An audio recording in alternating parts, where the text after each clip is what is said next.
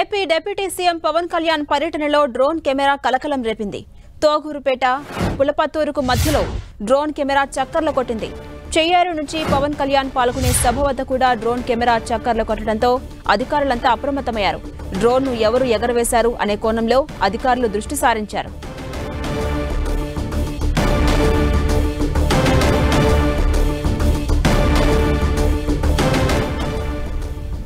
AP deputy CM Pawan Kalyan టూర్లో భాగంగా drone camera కలకలం రేపింది. తోగూరుపేట పులపత్తూరుకు మధ్యలో డ్రోన్ కెమెరా చక్కర్లు కొట్టింది. చేరు నుంచి పవన్ కళ్యాణ్ పాల్గొనే సభ వద్ద కూడా డ్రోన్ కెమెరా చక్కర్లు కొట్టడంతో అధికారులంతా అప్రమత్తమయ్యారు. ఆ డ్రోన్ను ఎవరు ఎగరవేశారు అనే కోణంలో ప్రస్తుతం అధికారులు దర్యాప్తు చేస్తున్నారు. ఇక ఇదే అంశంపై మరింత సమాచారం మా ప్రతినిధి శ్రీనివాస్ అందిస్తారు. శ్రీనివాస్, ఝాన్సీ రాణి, ఇవాళ ఉదయం నుండి కూడా డిప్యూటీ సీఎం పవన్ కళ్యాణ్ అన్నమయ్య జిల్లాలో పర్యటనలు చేస్తున్నారు. ఆయన అన్ని గ్రామాలు కూడా తిరిగి అక్కడ తొగురుపేట, పులపత్తూరు ప్రాంతాల్లో సభలు కూడా నిర్వహించారు. ఈ సందర్భంగా అక్కడ ఒక డ్రోన్ కెమెరా అనేది ఎగరడము, అక్కడున్న పరిస్థితిని అంతా షూట్ చేయడము కలకలం రేకెత్తించిందని చెప్పుకోవచ్చు.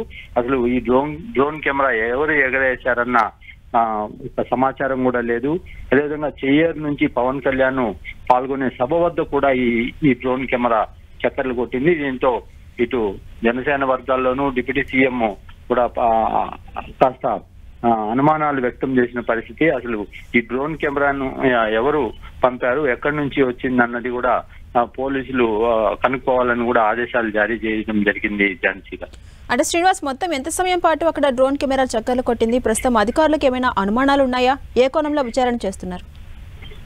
అంటే ఈ తొగురుపేట, పులపత్తూరు మధ్యలో డ్రోన్ కెమెరా ఎగరవేయడము, ఆ తర్వాత అది ఉన్నట్లుండగా వెళ్ళిపోవడము, మళ్ళీ కూడా చెయ్యూరు ప్రాంతంలో కూడా కనిపించడము ఇటు పవన్ కళ్యాణ్ తో పాటు ఉన్న వాళ్ళందరినీ కూడా ఆందోళనకు గురి చేసింది. దీని మీద వెంటనే పోలీసులు అయితే విచారణ ప్రారంభించారు. సభ వద్ద ఏదైతే చెయ్యూరు నుంచి సభ జరిగింది అక్కడ కూడా ఆ ప్రాంతంలో కూడా చక్కర్లు కొట్టిన దాని మీద అయితే పోలీసులు ఆ డ్రోన్ కెమెరా ఎవరు ఎగరేశారు అన్న దాని మీద విచారణ అయితే జరుపుతున్నారు. Jhansi Rani. Right, thank you Srinivas.